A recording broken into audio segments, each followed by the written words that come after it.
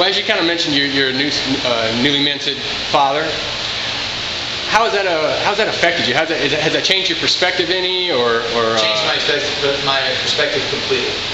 My baby and my wife. Don't get me wrong, my wife was always the epicenter of my life, and I mean I loved her so much I couldn't imagine loving anything else. But my baby is she's daddy's little fat girl, man. She's a fat little Cajun baby, smiling and just unbelievable, you know. Just changed my whole perspective of what being a person was and what my contribution to this planet was going to be, and you know, why I was working so hard.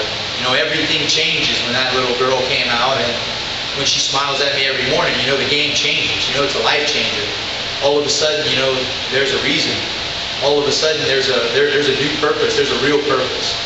And you know, my wife and I are just so blessed to have a happy, healthy, beautiful baby girl.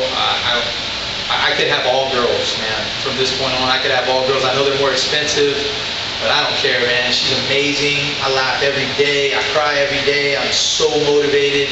And, you know, going through the brain cancer thing and, you know, all this stuff has been real rough on me. You know, I don't really talk about it, but I kind of went through a little bit of a depression. You know, am I gonna be able to ever fight again? Is my career over? Or am I gonna be able to see my baby? You know, what's gonna happen? And after that baby came out and started smiling at me, you know, the whole rest of the world fell away.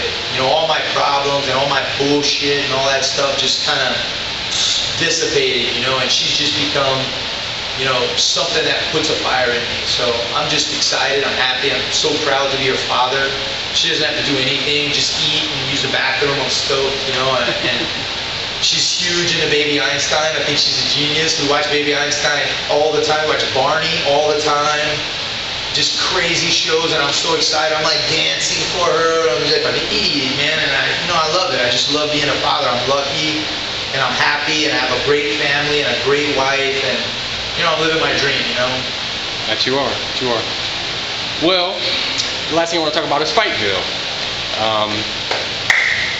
I was at the Austin premiere. It seemed to be received very, very well. What were your thoughts on you know, the final product, how it all came out, and also how it's been received by the media industry and the critics? Yeah. Well, I mean, it was received very well in Austin.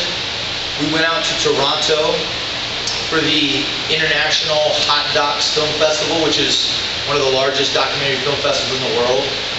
We showed there twice, and man, you know, the people went nuts for it, man. People went crazy. You know, it's weird watching yourself, you know, because for me, I mean, it's my life, you know, and the stuff I hear myself saying is just the stuff I say. You know, I guess it's weirder for other people because I don't see myself in the third person. The things I say are things that have been developed into me by my martial arts instructors and by my father and by, you know, mentors and heroes of mine.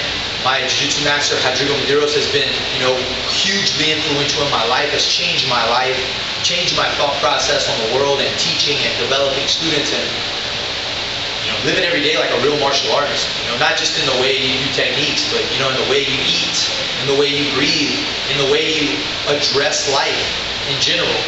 And that's just the way I am, you know, and I work every day to develop that. And, you know, we've worked every day to help develop some of that in Dustin. And, you know, you can see a lot of that happen in the documentary. You know, you can see Dustin's spirit. You can see Dustin's warrior attitude. You can see Dustin's dedication and development. And then on the other side of it, you know, frustratingly enough, you know, you can see a little bit of lack of that in Albert. And it's a very, you know, it's kind of a dichotomy. It's like, you know, you're watching two kids with one dream, you know, and one that takes hold of those principles and one that kind of goes the way of the entertainer side, and you know, kind of loses his way a little bit. You know, it's a little bit about the American dream. You know, how bad do you really want to do what you're saying you want to do? You know, everybody has dreams. Everybody's got stuff they want to do. Well, how bad do you want to do it? You know, and you know, the movie was amazing. It was, you know, it's better than we ever thought it was going to be. But the things that we've heard back have just all been amazing. I haven't heard any real bad reviews. I think really what it shows people is that mixed martial arts has got a real bad stigma for a whole bunch of craziness. And when you watch this movie, you realize that it's not true. Mixed martial artists are highly intelligent, highly able to communicate, hard workers, dedicated athletes, dedicated to their craft, especially the guys that train here. I require it, you know, and I would go so far as to say I demand it. If you do not live up to the work ethic that we put forward, you will pay the price. You will pay, you know, and that's shown in the movie, you know, and our guys are successful and our guys win fights and our guys do well because we train like real martial artists. And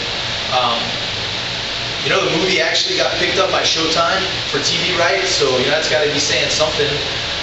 Where it goes from here, you know, we don't know. You know, Dustin and I are worried about our fight, and you know, whatever happens, happens. You know, we hope that in some small way our story can change the minds of some of the naysayers and negative outlooks on MMA out there. You know, and show people that, you know, we're living the American dream just like you.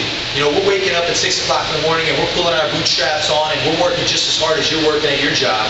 You know, our American dream is a little different and it is a little bit more extreme and it is a little rougher, and we're not asking you to do it. But don't downplay what we're doing. We're working just as hard to fight for our dreams. We're working just as hard to build ourselves into better people. And we're working just as hard to take this sport to the next level as anybody else is working out there for anything they're doing. And I may say that we may be working harder because we got so much more negative press in this sport. We got so much more naysayers. Do you know how many doctors have told me my career's over because of this or because of that? Every person in my life has told me that I'm insane for chasing this dream. Every person in my life told me it's insane that I'm opening a mixed martial arts school. Every person. We fight all the odds.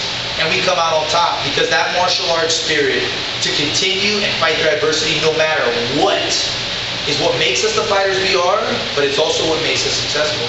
And I think that's really what the movie's about. And no matter if you like mixed martial arts or you don't like mixed martial arts or whatever the case may be, when you see that spirit, that human condition, that dedication to building yourself and building something that's bigger than you into something amazing, you can't help but want to be a part of it, want to cheer for it, want to be associated in some way with that triumphal success. So, you know, I think the movie's great. And I think Dustin Poirier is going to shock the world, you know, with the continued of his success. And that's only going to make the movie that much greater. Yeah, because right. As he continues forward, people are going to look back and watch that movie and just be like, man, oh my God, that documentary filmmaker just fell into a gold mine. And of course he did. Dustin is a gold mine. And I think it's a beautiful thing. I know that. Well, listen, first of all, I'd like to thank you once again for spending a few minutes with us. Lady Agents MMA is my favorite MMA website. Any sponsors or teammates, friends, family you'd like to thank while you're here? I would just want to say thanks to Gladiators Academy of Lafayette. I'm not sure yet with my sponsors for my June 4th fight. Maybe we'll get an update for that. I don't know. You know, I have my manager Rob out in Vegas handles all that. I don't even bother him. You know, I'm just worried about cold plunging it, boxing, getting these marks all over my face all week, getting beat up, and you know, developing myself to make myself 100%. When I walk out there against Ed Herman, I will be the best Tim Credeur I've ever been. That's just how it goes. And no matter which way it goes, it's going to be the best fight on the card. All right, man. Thank you very much.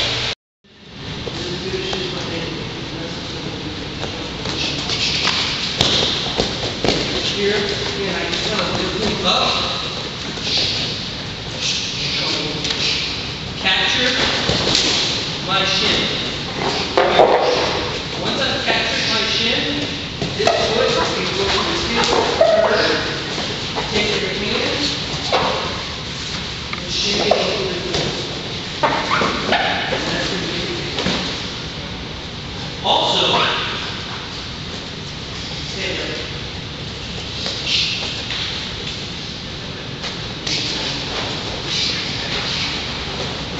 If he's strong and powerful, he tries to stand up, and then a leg hook, he keeps him forward.